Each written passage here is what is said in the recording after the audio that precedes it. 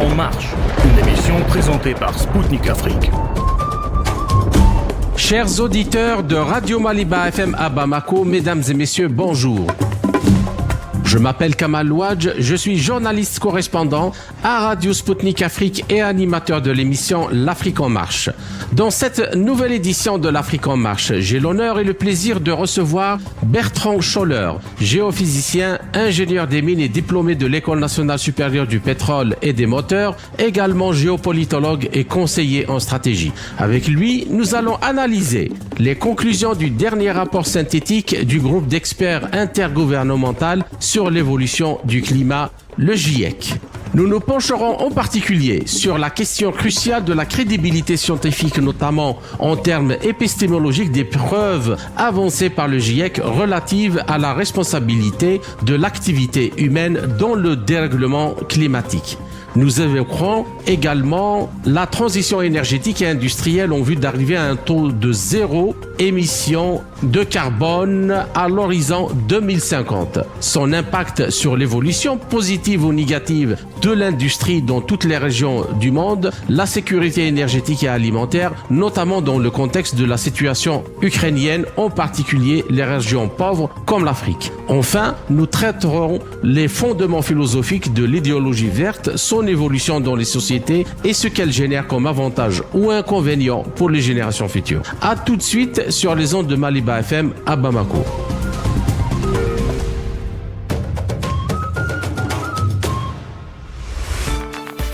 Le groupe d'experts intergouvernemental des Nations Unies sur l'évolution du climat a publié un nouveau rapport sur le climat qui met à jour et synthétise les conclusions de tous les rapports antérieurs. Ainsi, ce nouveau document du GIEC s'appuie sur le contenu de son 6e rapport d'évaluation, c'est-à-dire les contributions des 3 groupes de travail et des 3 rapports spéciaux publiés depuis 2018. Sans surprise, ce nouveau rapport dresse un bilan encore plus pessimiste, affirmant que la planète est plus proche que jamais d'atteindre ou de dépasser une hausse de température de 1,5 degré Celsius et l'augmentation continue des émissions affectera davantage toutes les principales composantes du système climatique. Les rapporteurs du GIEC ont intégré les conclusions de centaines de scientifiques qui ont contribué à son 6e rapport d'évaluation. Ils indiquent qu'à court terme, toutes les régions du monde devraient être confrontées à une nouvelle augmentation des risques climatiques avec un niveau de certitude allant de moyen à élevé selon la région et le type de risque. Aussi, les auteurs du même rapport affirment que la limitation du réchauffement climatique exige des émissions de dioxyde de carbone à un niveau zéro émission net. Dans le même sens, ils avertissent que l'espace de possibilités pour assurer un avenir vivable et durable pour tous se referme rapidement, appelant les décideurs politiques à prendre d'urgence les mesures idoines à même de faire face à cette situation. A contrario, un réseau mondial de plus de 1501 scientifiques et professionnels du climat, dont le lauréat du prix Nobel de physique, le professeur américano-norvégien Ivar Giaever, ont publié le 18 février 2023 un manifeste affirmant qu'il n'y avait pas d'urgence climatique. Selon ce document, la science du climat devrait être moins politique, tandis que les politiques climatiques devraient être plus scientifiques. Les scientifiques devraient aborder ouvertement les incertitudes et les exagérations dans leurs prévisions du réchauffement climatique, tandis que les politiciens devraient compter sans passion les coûts réels ainsi que les avantages prétendus de leurs mesures politiques. Par ailleurs, la fondation Clintel vient de publier un rapport intitulé The Frozen Climate View qui, de l'avis de physiciens du climat, est la première analyse critique internationale sérieuse du 6e rapport d'évaluation du GIEC. Ce rapport, selon eux, montre que le GIEC a réécrit l'histoire du climat, mis l'accent sur le scénario d'émission le plus improbable, pris le parti de surexposer les mauvaises nouvelles et de rester silencieux sur les bonnes nouvelles. Ainsi, que doit-on penser d'un point de vue strictement scientifique des preuves avancées par les experts du GIEC ? Les politiques de transition énergétique et industrielle vers des modèles à zéro émission nette de CO2 sont-elles justifiées et impératives ? Tous les développements sur ces questions fondamentales dans quelques instants avec mon invité Bertrand Scholler, géophysicien, ingénieur des mines et diplômé de l'École nationale supérieure du pétrole et des moteurs, également géopolitologue et conseiller en stratégie. Bertrand Scholler, bonjour et merci de nous avoir accordé cet entretien. Bonjour Kamal, merci de m'inviter. Je t'en prie, et tout le plaisir est pour nous. Alors, dans le manifeste publié par les 1500 chercheurs, on peut lire que les modèles informatiques sont créés par l'homme. Évidemment, ce qui en ressort dépend entièrement de ce que les théoriciens et les programmeurs ont mis. Hypothèses, suppositions, relations, paramétrisation, contraintes et de stabilité, etc. Malheureusement, dans la science climatique traditionnelle, la plupart de ces apports ne sont pas déclarés.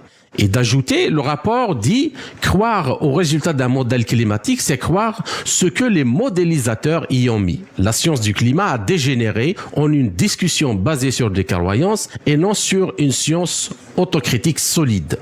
À l'avenir, la recherche sur le climat devra accorder beaucoup plus d'importance à la science empirique. Alors ma question, qu'en pensez-vous et êtes-vous d'accord avec ce constat ou a contrario, vous êtes d'accord avec les experts du GIEC? Alors moi, je suis parfaitement d'accord avec ce constat et la manière avec laquelle travaillent les experts du GIEC qui est particulièrement inquiétante. Alors je vais revenir en fait pour expliquer ma position sur un certain nombre de choses simples. La première chose qui est simple, c'est qu'on constate que déjà la météo, ce n'est pas une science exacte. Et pourtant, la météo, c'est de dire aujourd'hui le temps qu'il fera dans quelques heures ou dans quelques jours. Et donc, malgré des systèmes d'observation relativement fins, on sent qu'il y a une vraie incertitude, en fait. C'est-à-dire que la nature sait en permanence tromper les systèmes de calcul, pourtant de plus en plus fiables, entre guillemets, dans les domaines de la météo. C'est-à-dire qu'on est capable d'observer, on est capable d'analyser, mais quand vous discutez avec des météorologues, ça reste souvent leur connaissance à eux-mêmes très empirique, très historique, etc., qui leur donne une meilleure intuition de ce qui va se passer que le modèle informatique. Ça pourrait s'améliorer, mais c'est pas encore le cas. Donc ça, c'est quelque chose qu'on vit au quotidien. La deuxième chose, c'est qu'en science, on sait qu'il y a non seulement le modèle mathématique, donc qui est construit par des personnes qui ont un certain nombre d'opinions par rapport, et là je parle les modèles climatiques, je parle pas du modèle météo, donc les modèles climatiques, et ensuite on dit toujours chez les scientifiques, si vous mettez des mauvaises informations ou des informations peu fiables ou peu exhaustives à l'intérieur même d'un modèle parfait, il en sort n'importe quoi. Ce que vous avez envie. Donc là, on a véritablement trois problèmes. C'est comment sont fabriqués les modèles. Donc, qu'est-ce qui influence quoi, etc. Donc, si vous écoutez John Kerry il y a 20 ans, il disait la fonte des glaces qui sont blanches et qui reflètent le soleil va accentuer en fait la surface de l'océan qui est sombre et qui reçoit, entre guillemets, la chaleur du soleil. Donc, ça va accélérer le réchauffement climatique. Et il disait que dès 2014, et il disait ça en 2009, il n'y aurait plus de banquise. On est en 2023, il y a toujours de la banquise, il s'est trompé, mais son raisonnement avait l'air logique. C'est-à-dire que pour quelqu'un qui connaît un tout petit peu la science, ça a l'air logique. Et donc, vous imaginez dans des modèles très sophistiqués à l'échelle de la planète entière, avec les mouvements de la Terre, avec l'influence de l'écorce terrestre, avec l'influence du Soleil. Et quand je parle de l'écorce terrestre, je parle des volcans, des émissions de gaz qui viennent des volcans, etc. Puis aussi, dans le modèle, toute l'influence du rayonnement cosmique, en général, elle n'est pas prise en considération. Non. C'est comme justement si la Terre était isolée dans un monde parallèle ou un univers parallèle où il n'y a pas ce genre d'influence.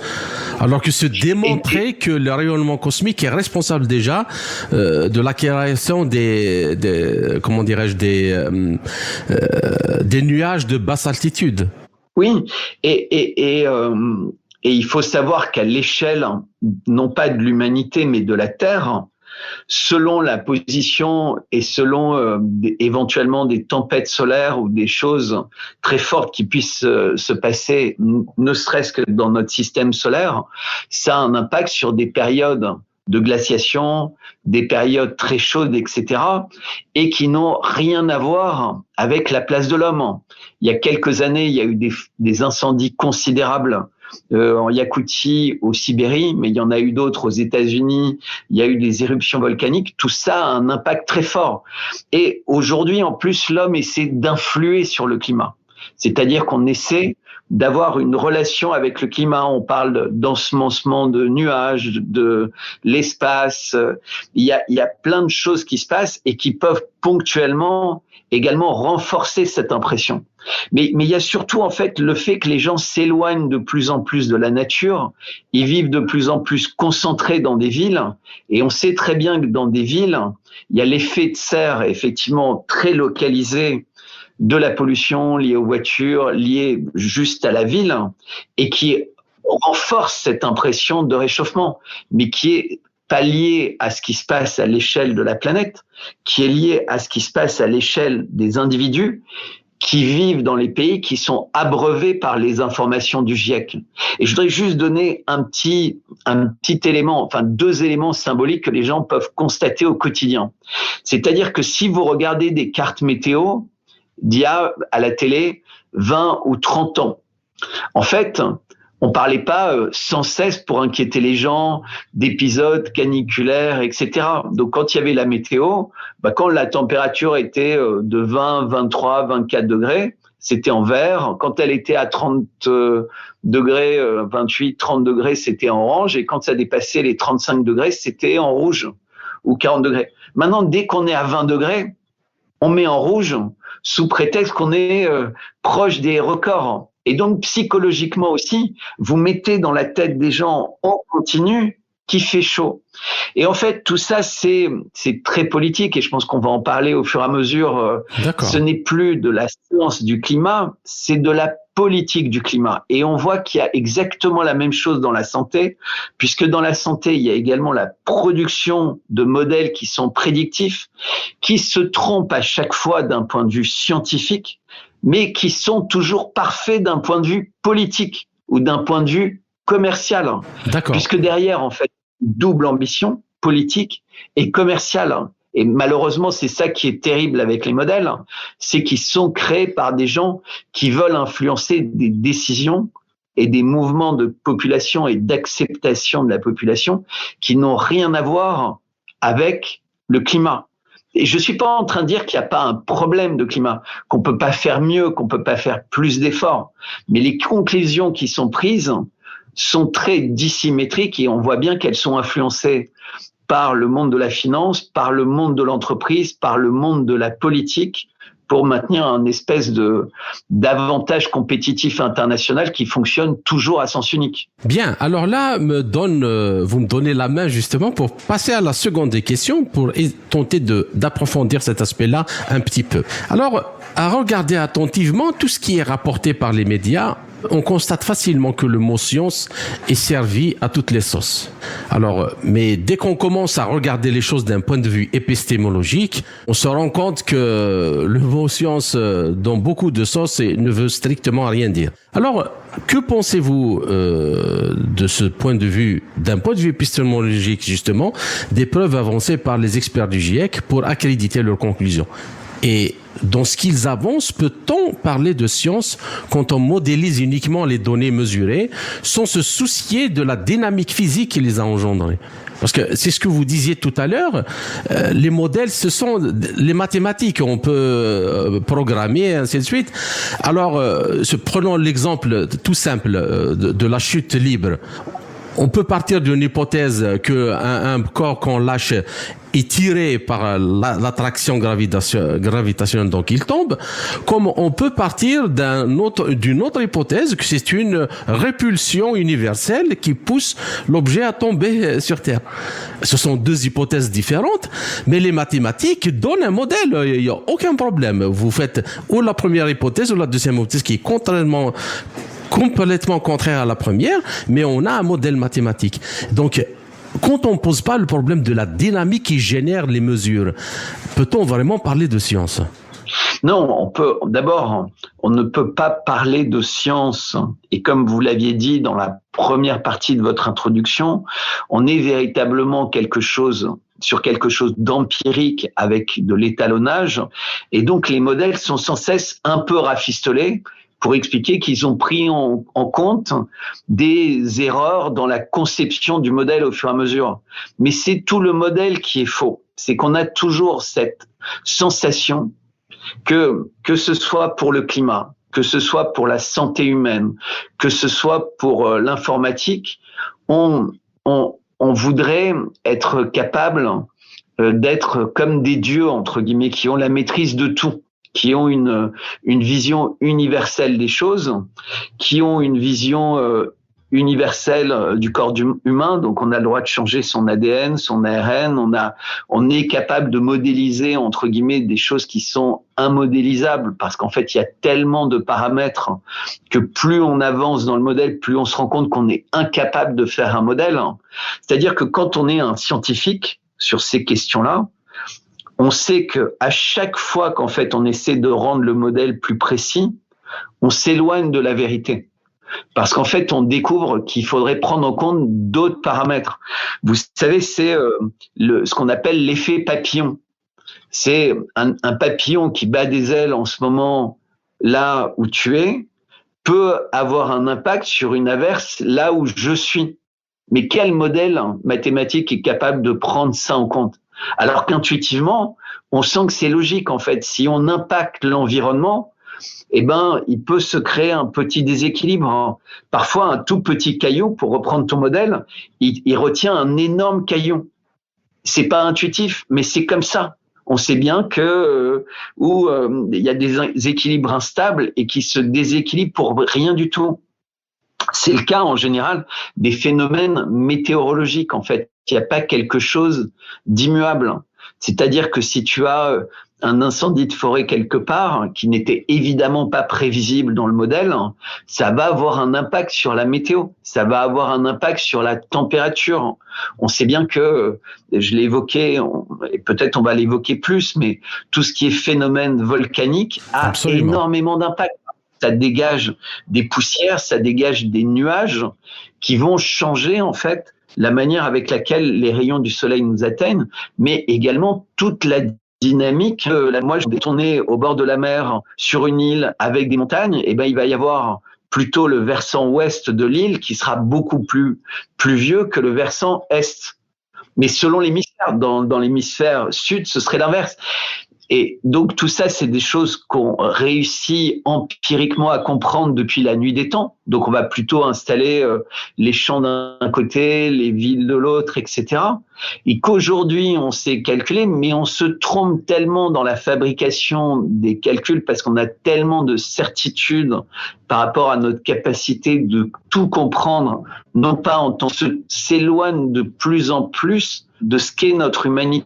En fait, on est en train de confier à la machine une part de plus en plus importante, mais la machine telle que l'homme l'utilise, des décisions qu'on prend en tant qu'humanité, et ça nous amène à des aberrations. Alors, la question justement suivante, souvent ce qui est rétorqué à ceux qui remettent en cause le rapport du GIEC est le fait que le réchauffement climatique est une vérité palpable avec l'essence.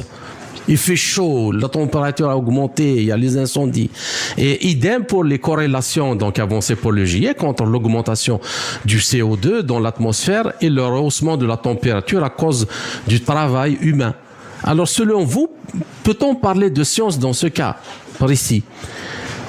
Parce que en fait, ce qui est observé, par exemple, ce qui est observé, moi je dirais, c'est une question pour provoquer un peu les esprits, mais je dirais si ça est vrai, alors pourquoi croit-on que c'est le soleil que c'est la Terre qui tourne autour du soleil, c'est pas le soleil qui tourne autour de la Terre?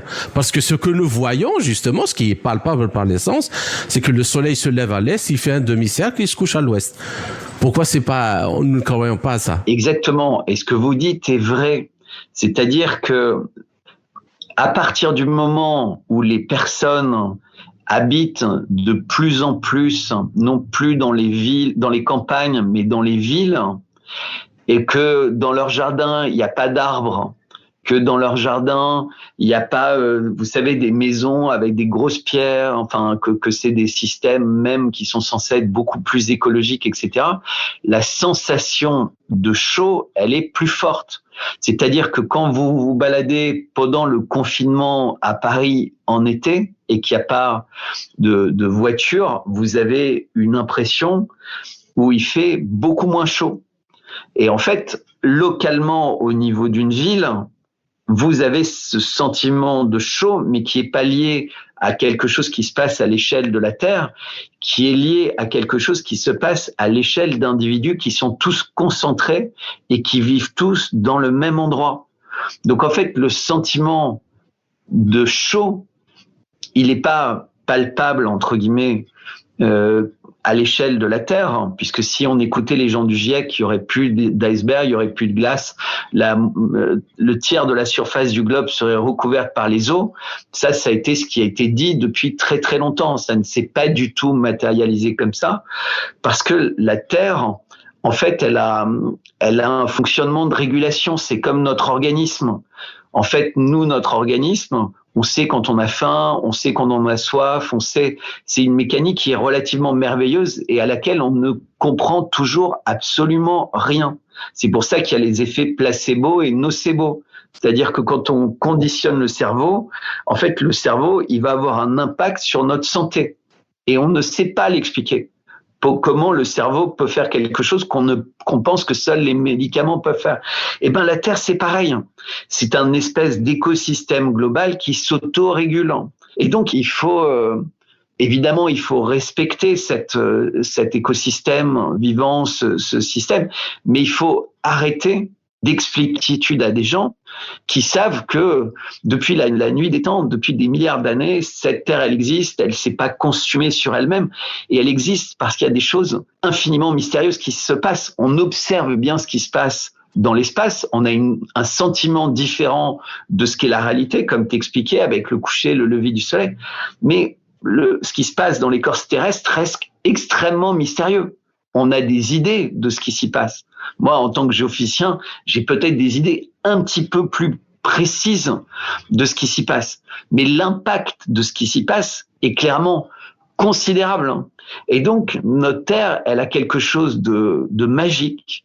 Elle a quelque chose qui est de l'autorégulation. Et il faut savoir que les experts du GIEC, en fait, ils veulent nous inciter à jouer sur la production du CO2. Il y a des années, c'était l'ozone. Il fallait plus de réfrigérateurs d'un certain type, il fallait plus. Et puis finalement, ils en parlent plus, alors qu'on est censé aujourd'hui ne pas pouvoir sortir sans avoir un parasol anti-infrarouge parce qu'on serait cuit sur place, etc. Parce que l'ozone avait disparu et on imaginait des petites molécules dans le ciel qui allaient manger tout l'ozone. Et puis finalement, on n'en parle plus. Et là, le CO2, on veut nous empêcher, entre guillemets, d'émettre du CO2. Mais la nature, elle en a besoin. C'est la photosynthèse. Absolument. C'est-à-dire que si on a de l'oxygène et si les plantes peuvent croître, c'est grâce au CO2, justement. Exactement. Et il y a un impact il y a le plancton, les forêts, etc., etc. Elles ont besoin de tout ça. Et ce qui a un côté génial. Les gens du Sahara et du Sahel, par exemple, s'ils veulent développer de l'agriculture et verdir les déserts, ils ont certainement intérêt à avoir plus de CO2. Sinon, ça ne marchera jamais. Exactement. Et ce qui est magique, vous savez, moi j'écoutais il y a quelques jours John Kerry, parce que ça fait 30 ans qu'il parle de climat. Et il disait, il va falloir faire attention aux productions agricoles, aux vaches, etc. Puisque la nouvelle cible maintenant, c'est les vaches. Mais les vaches, effectivement, elles produisent du CO2, du méthane en digérant les plantes et ça leur permet de nous donner du lait, etc., dont on a besoin. Et on va nous expliquer effectivement qu'on n'a plus besoin de vaches parce qu'on est capable de faire ces choses-là de façon synthétique, avec des insectes, avec du soja. Et puis une fois qu'on n'aura plus de vaches, ils diront mais c'est pas grave, le soja, on est capable de faire du lait synthétique avec d'autres types d'insectes, etc. Mais en fait, qu'est-ce qu'ils veulent qu'on devienne en fait ? D'accord. Ils veulent qu'on mange des insectes, ils veulent qu'on vive dans des villes. Non, mais parce qu'il faut comprendre que toute action, elle est faite pour obtenir une réaction. La réaction qui est voulue, elle n'a rien à voir avec la protection du climat. Et moi, je sais, pour en parler avec plein de scientifiques, et en ce moment, au Congrès américain, il y a beaucoup de questions qui sont posées sur les dizaines, les centaines de milliards qui doivent être dépensés aux États-Unis, puisque les États-Unis sont revenus, en fait, dans les COP et dans le suivi des recommandations du GIEC avec Biden. Ils en étaient sortis à l'époque de Trump. D'accord. Donc, ainsi s'achève la première partie de notre entretien, chers auditeurs. Je vous retrouve en compagnie de mon invité Bertrand Scholler pour la seconde partie de notre émission après une courte pause musicale. À tout de suite.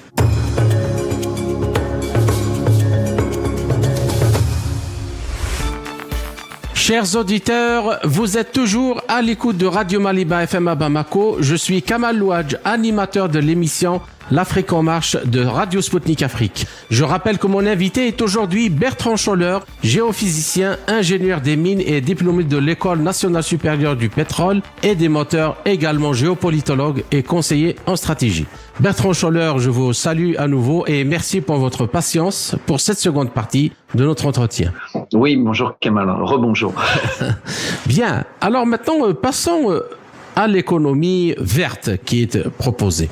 Bien, alors le nucléaire, paradoxalement, est l'énergie propre par excellence qui peut sérieusement se substituer aux énergies fossiles. Or, le nucléaire est justement la première cible abattue par les mouvements politiques écologistes. En France, par exemple, le gouvernement Jospin, intégré par les Verts, Dominique Voynet en l'occurrence, a arrêté le réacteur Superphénix à neutrons rapides. Ce réacteur qui recycle les déchets nucléaires et crée son propre combustible avant que le projet Aristide de même nature ne soit dernièrement stoppé.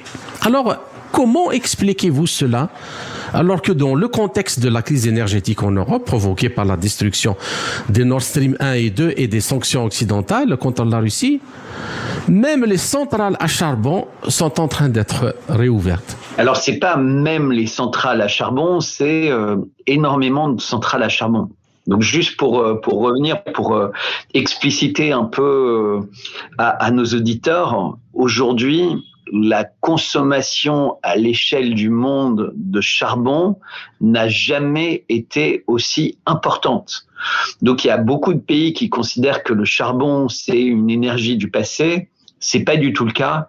C'est une énergie qui est extrêmement importante, qui est facile à récupérer, facile à transporter et facile à mettre en œuvre. Mais c'est surtout une source d'énergie qui n'a pas été véritablement, sur laquelle il n'y a pas eu d'investissement depuis très longtemps, entre guillemets.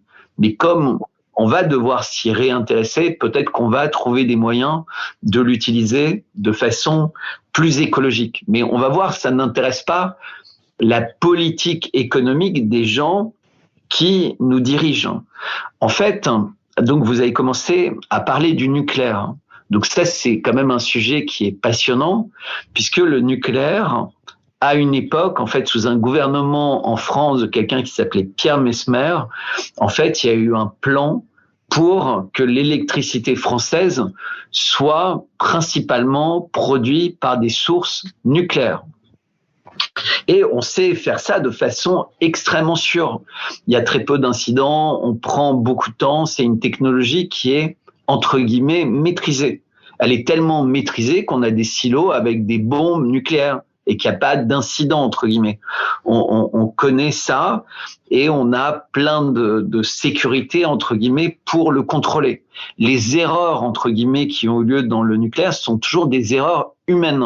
Ce sont jamais, que ce soit à Tchernobyl, que ce soit partout en fait où il y a eu des catastrophes, c'est qu'à un moment l'homme a fait une erreur. Le seul cas en fait, c'est au Japon et c'est quand la nature en a décidé autrement entre guillemets.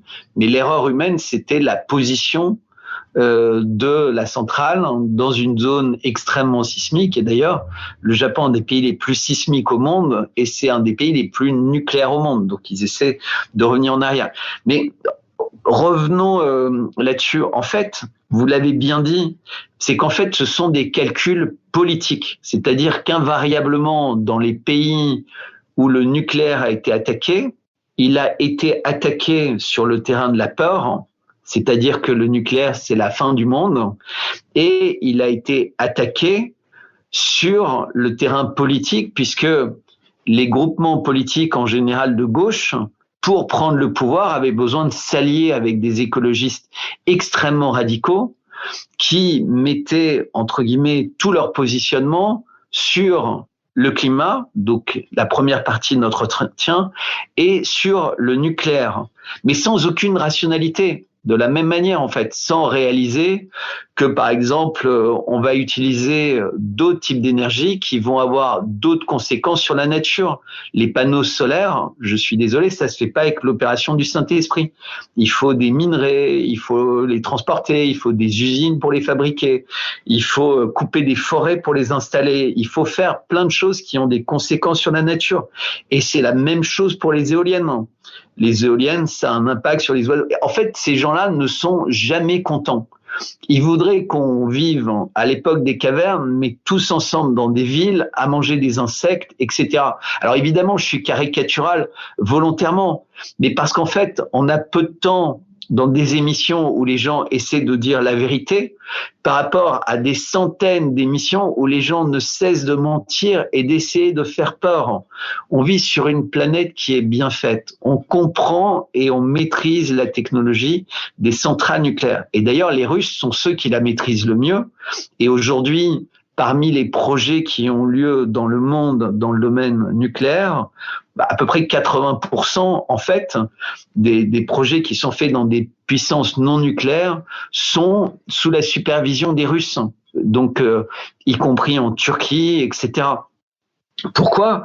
Parce que tous les pays comprennent bien, et y compris même en Arabie Saoudite partout, que le nucléaire c'est quelque chose qui a de l'avenir. Et vous évoquiez Superphénix, etc.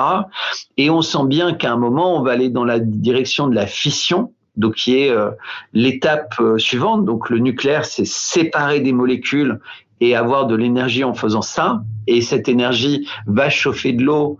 Et on revient au temps des machines à vapeur, puisque l'énergie nucléaire ne sert qu'à chauffer de l'eau, comme le charbon, comme le pétrole, en fait, l'énergie, ou comme l'eau, le gaz, etc.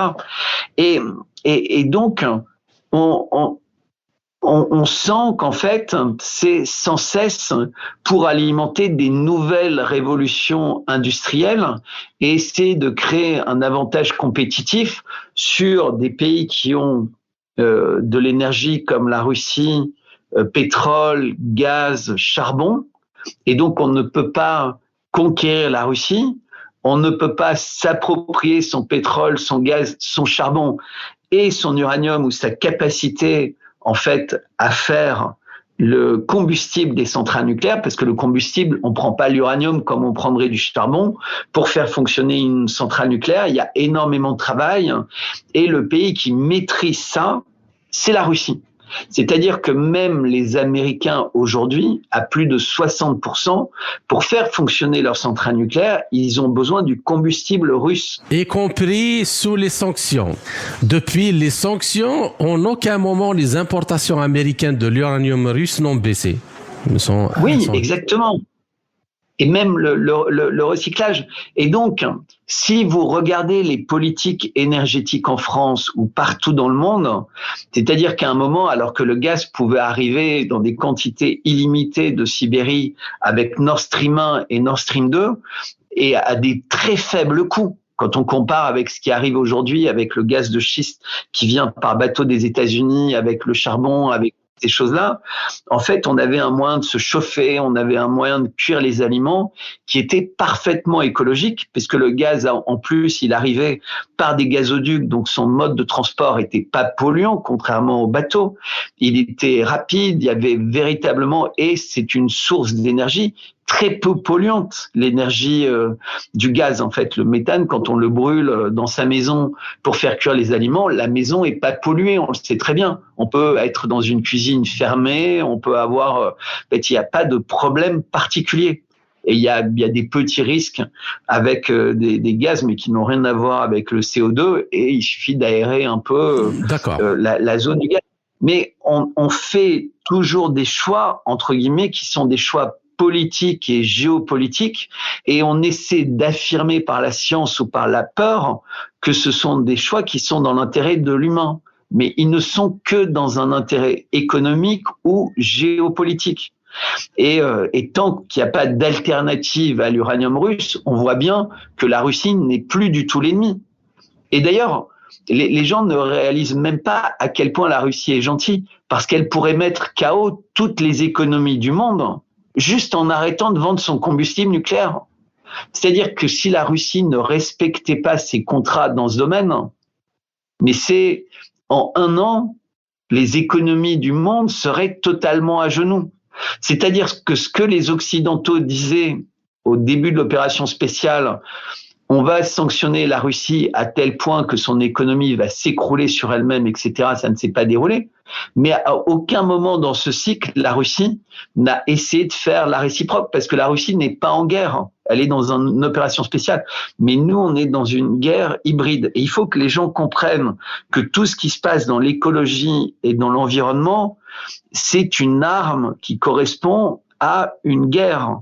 Une guerre contre d'autres pays, une guerre économique contre d'autres entreprises et d'autres industries pour essayer de les faire disparaître et pour être remplacés par des industries sur lesquelles il y a plus de brevets, plus de monopoles du côté occidental. Mais également, on peut s'interroger avec ce qui est en train d'être révélé aujourd'hui.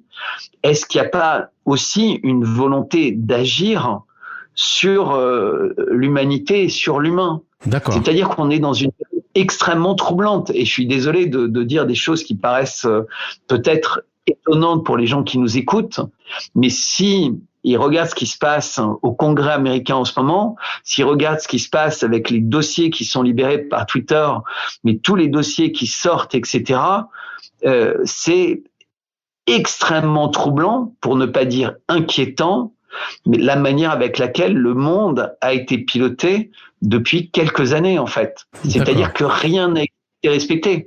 J'invite les gens à faire le mot-clé « rapport Durham » et ils vont découvrir des choses incroyables sur les mensonges et la taille des mensonges dans le monde actuellement. Bien. Alors, la deuxième question, Monsieur Scholler, et j'aimerais bien qu'on soulève ce point.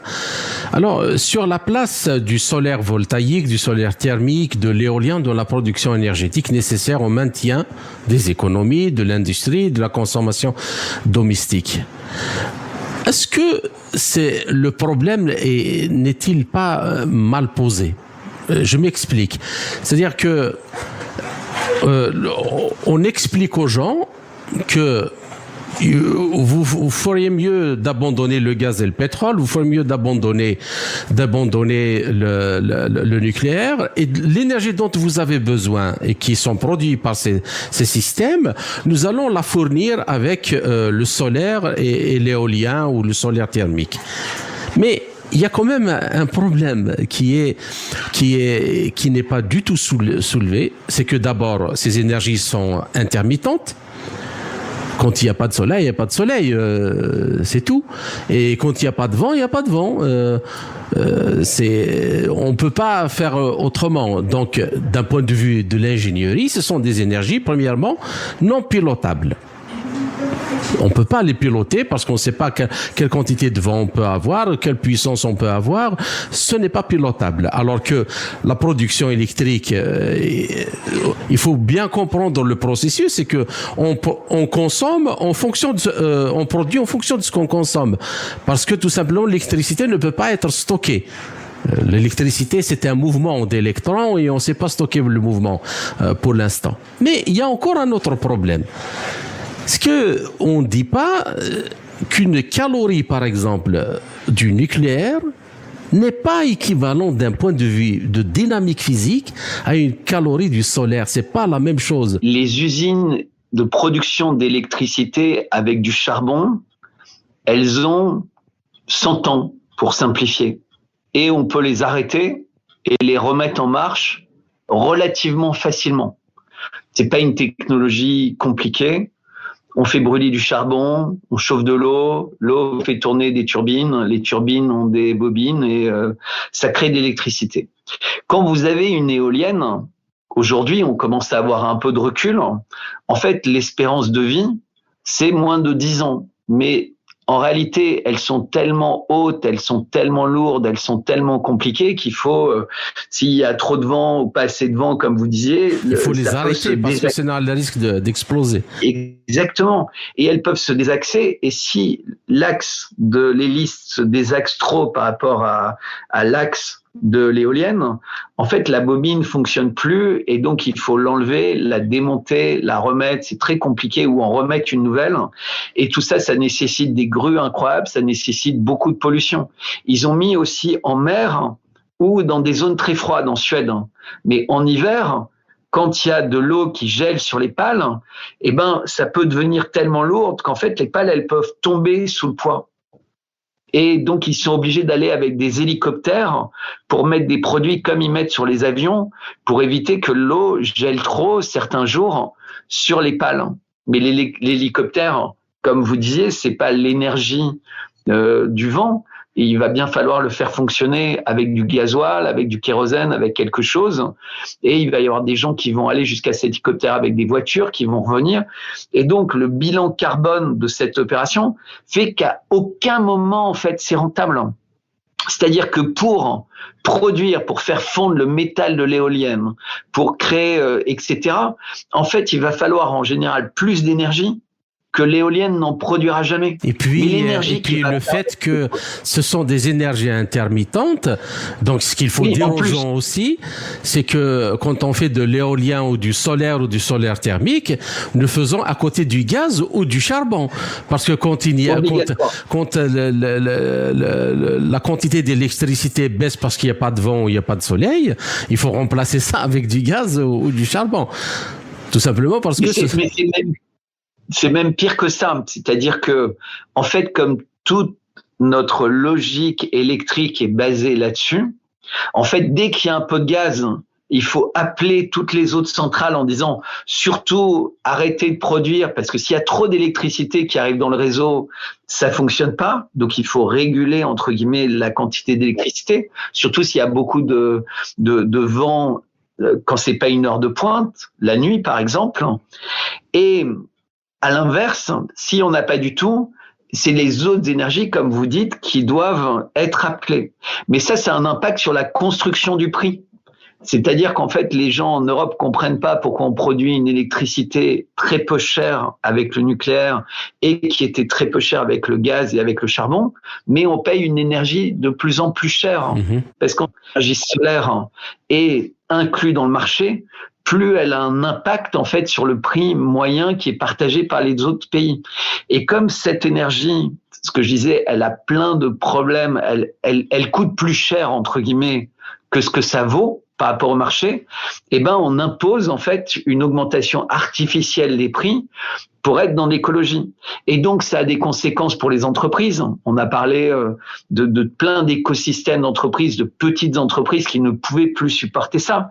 Donc, comme pour les boulangers, par exemple. Exactement. Pour cette révolution écologique, on crée une révolution de désindustrialisation, de disparition des petites PME, etc. Et donc, ça a un impact catastrophique sur l'écosystème humain. C'est-à-dire pour, soi-disant, protéger l'écosystème de la Terre, et on a vu dans la première partie qu'en réalité c'était faux, que l'écosystème de la Terre, il avait surtout besoin qu'on le laisse tranquille parce qu'il va trouver des solutions par lui-même et il va chercher des solutions parce que la nature est bien plus forte que nous et elle nous le démontre à chaque fois. Il faut qu'on ait beaucoup de modestie par rapport à ça, par rapport à nous-mêmes et par rapport à la planète. Donc, il y a des solutions, mais c'est surtout qu'en fait, on nous détruit nous-mêmes, on détruit notre écosystème industriel, en fait, tout ce qui rend du bonheur et de la joie de vivre aux gens. C'est-à-dire que bientôt, on ne pourra plus on trouve déjà plus de médecins dans les villages, on trouvera plus de boulangeries, on trouvera plus de cafés. Et ça, c'est les conséquences dominos de la politique énergétique. C'est-à-dire qu'il faut comprendre que cette folie et il faudrait que les écologistes le comprennent, c'est que la folie de leur attitude les empêchera de vivre, parce que c'est les derniers justement à continuer à vivre à la campagne, mais ils ne pourront plus non plus y vivre, parce qu'en fait, il n'y aura plus rien pour y vivre. Par la conséquence des politiques qu'ils auront essayé d'imposer au gouvernement, qui étaient ravis pour beaucoup d'entre eux, de mettre un effet boomerang. Quand en fait on fait des choses sans conscience, et je ne parle pas de science, c'est sans conscience de leur impact, on en subit toujours le prix, mais qui n'a rien à voir avec ce qu'on voulait. Le prix qu'on aura, ça va pas être dans un environnement plus propre et plus sain, ça va être une concentration de plus en plus forte des gens dans les villes. C'est ça la conséquence, et je sais que ça peut paraître un peu compliqué, mais pour quelqu'un qui a écouté tout ce qu'on a dit, c'est relativement clair. La conséquence de cette énergie verte est de concentrer les gens dans les villes. Il faut véritablement comprendre que l'effet systémique, c'est l'inverse de ce que les gens veulent. Les gens veulent plus de nature, etc. Et c'est la logique qui les conduit à dire du soleil, des éoliennes, etc. Et la conséquence, c'est plus de villes et plus de gens concentrés dans les villes. Parce qu'en fait, ces énergies renchérissent tout, rendent tout beaucoup plus compliqué. Et donc, pour accéder aux besoins qu'on a pour vivre, en fait, on va imposer aux gens de se concentrer tous dans des villes. Il faut comprendre ça. Tous les gens qui promeuvent ça se mettent dans une logique de ne plus pouvoir vivre ailleurs que dans des villes. Et j'insiste, je répète, parce que c'est ça qu'il faut comprendre quand on écoute cette politique environnementale. Alors, par rapport à ça, ces solutions proposées dans le cadre de la transition énergétique, si j'ai bien compris, ne sont pas viables à même de remplacer les énergies fossiles, premièrement. Et deuxièmement, qu'en est-il des pays comme en Afrique, notamment ceux qui sont dans les régions arides comme le Sahel et d'autres régions? L'Afrique, elle est au centre justement de toute cette politique verte et à qui on veut imposer cette idéologie, soi-disant pour continuer qu'elle reste un continent non pollué et non polluant. Alors que déjà maintenant, il n'y a pratiquement aucune industrie qui pollue en Afrique. Qu'en pensez-vous? Mais c'est véritablement une manière de maintenir un espèce de colonialisme. Parce qu'il faut savoir, juste que les personnes qui nous écoutent réfléchissent en fait. L'Afrique est un produit qui a des ressources considérables, des ressources minérales et des ressources énergétiques. Et donc, on explique à l'Afrique qu'elle ne doit pas polluer, donc elle ne doit pas utiliser elle-même les ressources dont elle dispose. Charbon, pétrole, gaz. Et pourtant, nous, en Occident, on prend ces ressources à l'Afrique, on va les utiliser chez nous. Donc, on va polluer avec les ressources africaines et les minerais africains chez nous pour être plus riches et plus puissants. On explique aux Africains ce qu'on a besoin de piller chez eux pour continuer à rester l'hémisphère dominant, en fait, par rapport à l'Afrique. Mais l'Afrique, elle a le droit de faire sa révolution industrielle. Elle a le droit d'utiliser ses ressources chez elle, pour elle. La transformation et ça n'aura pas sur place. Exactement, ça n'aura pas d'impact en termes de pollution. Parce que si l'Afrique commence à produire des usines de fabrication d'électricité au charbon, ça va être des nouvelles technologies. Il y aura des fumées qui seront évidemment moins polluantes. Et on peut le souhaiter, c'est important. Ça n'a aucun sens si on peut faire mieux de ne pas le faire. Moi, je suis pour qu'on fasse mieux, pour qu'on investisse pour les voitures avec des pots d'échappement catalytiques, etc. Mais les pots d'échappement catalytiques ont d'autres conséquences dans qui sont pas forcément recyclables, qui polluent également. On voit bien les batteries des voitures, on sait pas quoi en faire, etc. Mais l'Afrique doit faire un raisonnement par bon sens. C'est-à-dire, pourquoi on n'aurait pas le droit d'utiliser nos ressources chez nous, alors que vous prenez vos ressources pour les utiliser chez vous, en nous disant que chez nous ça polluerait, mais chez vous ça pollue pas. Mais c'est aberrant. C'est aberrant, mais c'est présenté de telle manière que ça a l'air un petit peu logique. Mais c'est totalement illogique. Vous savez, c'est comme dans l'agriculture. Quand on dit oh là là, le Kenya, c'est génial pour les bananes. À tout ce que vous faites, toutes les cultures vivrières et tout que vous faites, c'est idiot. Vous allez faire des bananes et vous allez participer au commerce mondial et vous allez gagner beaucoup d'argent avec vos bananes. Comme ça, vous pourrez acheter du blé en Russie. Évidemment, pas en Russie. Ils veulent pas qu'ils achètent du blé en Russie, mais vous pouvez acheter du blé en Europe. Puis l'Europe dit ah mais j'ai plus de blé. Ah mais nous on peut pas manger qu'avec des bananes, on a besoin de blé. Ah ben débrouillez-vous. Et débrouillez-vous, mais vous nous avez dit de faire que des bananes. Vous voyez, tout ça c'est illogique en fait. Vous créez un esclavage des gens. C'est-à-dire qu'ils sont esclaves de votre manière de manger des bananes. Et c'est parfait de produire des bananes, ça peut mais si on dit à 10 pays de produire beaucoup de bananes, d'un seul coup en Europe, on dit attends, on fait des tartes à la banane, on mange des bananes, on veut plus de bananes. Ah mais nous on sait plus produire que des bananes. Vous voyez, on crée des risques de famine, etc. Et donc tout est fait uniquement pour enrichir une partie du monde et appauvrir une autre partie du monde. Et moi je dis aux personnes de Spoutnik, ayez des discussions avec des économistes, avec des gens qui regardent sur grande échelle, comme quand je parlais d'un stade. Si vous regardez que le stade, ça marche pas. Il faut regarder le chemin du stade, il faut regarder la ville, il faut regarder les avions qui amènent les gens, il faut regarder toutes ces choses-là. Il faut comprendre qu'on est dans un écosystème. La Terre est un écosystème, l'humanité est un écosystème. Les décisions qu'on prend, elles ont des conséquences.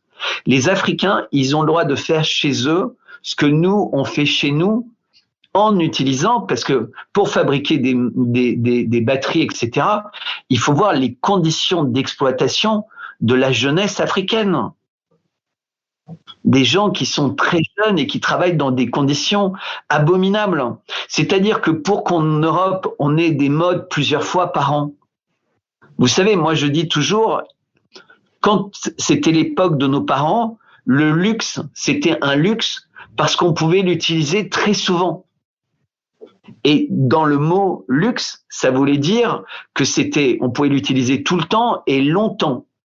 Et c'était pour ça que c'était du luxe. C'était parce que c'était quelque chose qui avait une grande valeur d'usage longtemps et qui était de bonne qualité, d'exceptionnelle qualité.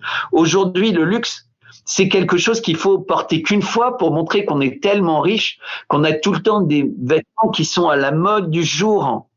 Et donc, c'est plus du luxe, c'est de la pollution. Et donc 1000 fois plus impactante que toutes les autres pollutions sur lesquelles on met notre doigt.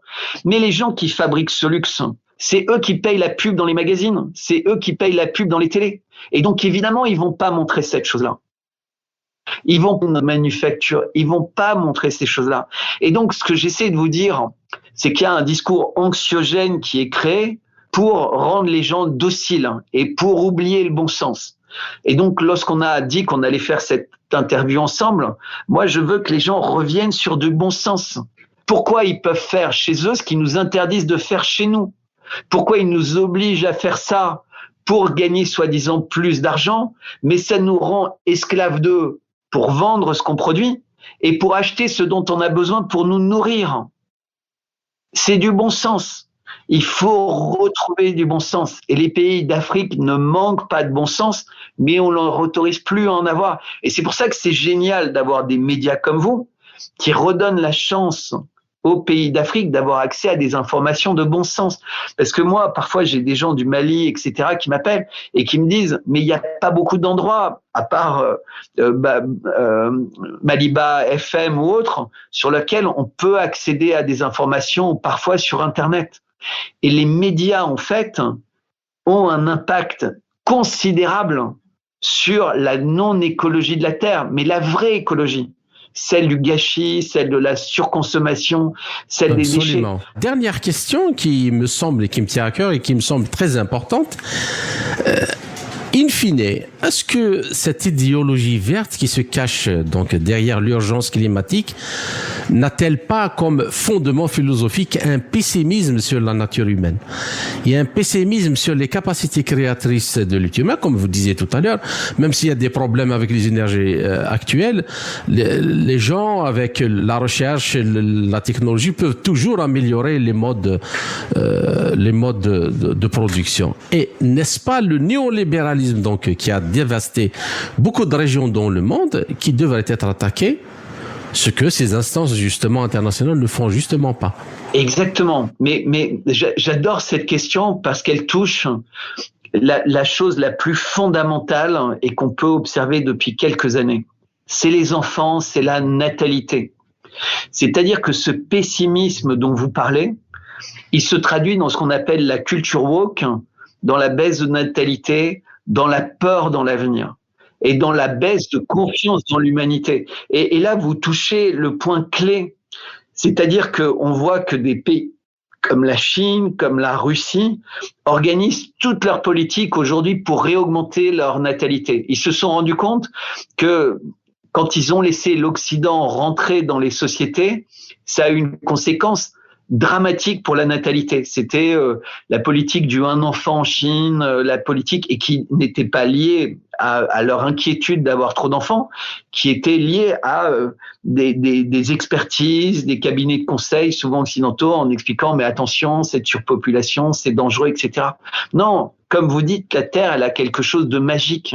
On trouve toujours des solutions. À toutes les époques, on a trouvé des solutions parce qu'on doit faire confiance en l'homme. L'homme, quand il chante ensemble dans un stade, que tous les individus chantent faux, ensemble ils chantent juste. L'humanité, elle est capable, ensemble, en regardant dans une direction créative, de trouver des solutions magiques. Mais il faut surtout pas laisser un certain nombre de personnes qui ont d'autres idées en tête que l'intérêt de l'humanité décider pour nous. Et c'est pour ça que c'est fascinant ce qui se passe en ce moment avec cette volonté de sortir d'une forme d'hégémonisme et d'exceptionnalisme et de super pouvoir d'un certain nombre et de rééquilibrer les pouvoirs. Et moi, j'observe beaucoup ce qui se passe en Afrique et cette volonté, mais cette fois-ci très très forte de pays, de sortir entre guillemets de cette pensée unique, de cette domination et de refaire confiance à leur capacité en eux-mêmes à trouver des ressources pour réussir. Évidemment, ça va être dur. Tout est difficile. Et évidemment, il y aura de nouveau des erreurs qui vont être faites. Mais ça sera passionnant. Mais ça sera passionnant. Mais c'est passionnant, exactement. Mais parce qu'on a une liberté. Et il y a deux choses dont on n'a pas parlé, de mots-clés dont on n'a pas parlé. Le mot-clé de la censure, c'est-à-dire que quand on sort de cette doxa, quand on s'exprime comme on a pu s'exprimer l'un et l'autre librement, en fait, il y a un risque très fort de censure parce que ça ne plaît pas. Et la corruption. Et dans ce domaine, comme dans beaucoup d'autres domaines, en fait, quand on suit les flux d'argent, on réalise la corruption, en fait. C'est-à-dire que quand vous êtes capable d'imprimer des milliards de billets et que ces billets ont une certaine valeur, vous pouvez tout obtenir partout dans le monde. Et donc, c'est tout ça qui doit être changé. C'est qu'on doit rendre extrêmement compliqué la corruption et qu'on doit permettre aux gens d'accéder à l'information librement et contester. Moi, il peut y avoir quelqu'un avec qui je vais débattre et qui va me donner des arguments très convaincants et il va valoir du temps soit pour les accepter, soit par les contester. C'est pas tout ça, c'est pas forcément toujours intuitif parce que la nature est beaucoup plus compliquée que notre capacité de raisonnement. Mais en revanche, il y a des décisions qui sont prises sans bon sens, sans conscience et sans ambition positive pour l'humanité. Et ça, c'est dramatique. Il faut du bon sens, de l'information et pas de corruption. Et vous verrez, les politiques climatiques vont changer. Ça redeviendra une adéquation de l'homme à son environnement. Je vous remercie. Donc, chers auditeurs, notre entretien arrive à sa fin. Bertrand Scholler, je vous remercie pour cette interview passionnante et riche en informations. J'espère que nous avons réussi à poser cette grave problématique et ses conséquences et donner à nos auditeurs les moyens de réfléchir et d'en tirer par eux-mêmes les bonnes conclusions. J'espère vous retrouver dans les quelques semaines à venir dans un autre entretien pour traiter d'un autre sujet. Merci encore une fois et à très bientôt.